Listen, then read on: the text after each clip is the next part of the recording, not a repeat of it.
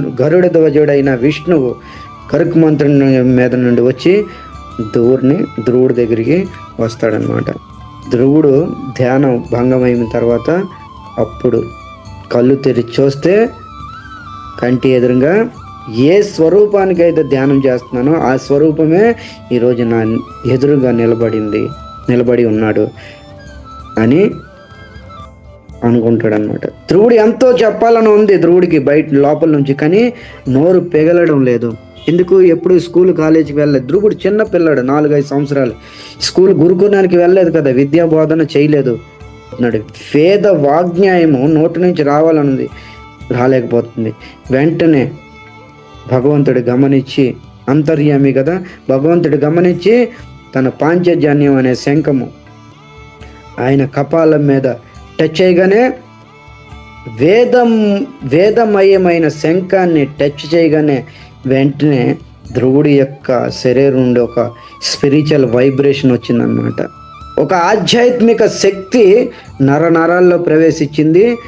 లోపల ఉన్న జ్ఞానం అనేది వికసించి మొట్టమొదటి స్తుతి చేస్తున్నాడు అనమాట.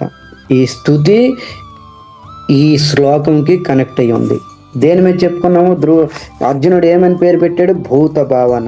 ఈ భూత భావన ఇక్కడ ధ్రువ మహారాజు నిరూపించాడు అనమాట. మీరు కూడా ఓపెన్ చేసుకోండి. శ్రీమద్ భాగవతం 4:9-6 ధ్రువ స్తుతి. ధ్రువుడు పలికాడు అనమాట. యోంతా ప్రవేశ్య మమవా చమిమాం ప్రసూప్త సంజీవయస్య కిల సతిధరా స్వదామ్నా అన్యస్తహస్తచరణ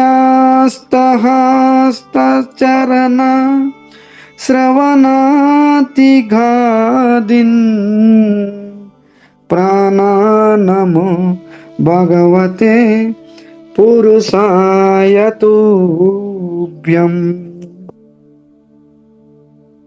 ఏం చెప్తున్నారు ఇక్కడ? యోంత ప్రవిశ్య, ధ్రువుడు చెప్తున్నాడు అనమాట. యోంత అంత ప్రవిశ్య ఏ హరే మీరు ఆంతరంగంలో ప్రవేశించారు, ఆంతరంగంలో ఉన్నారు.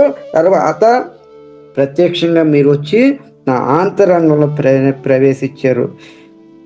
యోంత ప్రవిశ్య మమ వాచ, నా యొక్క వాణి ఇమం ప్రస్తుతం.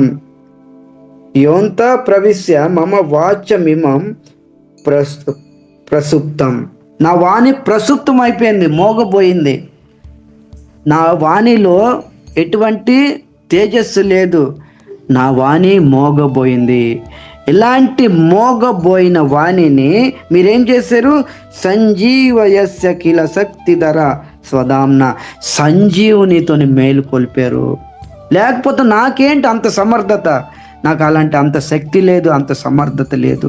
మిమ్మల్ని స్తుతి చేయడానికి, మిమ్మల్ని గుణగణాలు కీర్తించడానికి, మీ గుణగణాలు కీర్తించడానికి, మీకు స్తుతి చేయడానికి, మీకోసం కీర్తించడానికి నాకు అంత శక్తి సమర్థత లేదు. నాది మోగపోయిన వాణి. ఇలాంటి మోగపోయిన వాణిని సంజీవయస్య కిల శక్తి, సంజీవునితో శక్తి పోసి పునః జాగృతం చేశారు. నా వాణి, మోగపోయిన వాణికి ఒక శక్తినిచ్చారు. అద్భుతం. ధ్రువస్తుతి.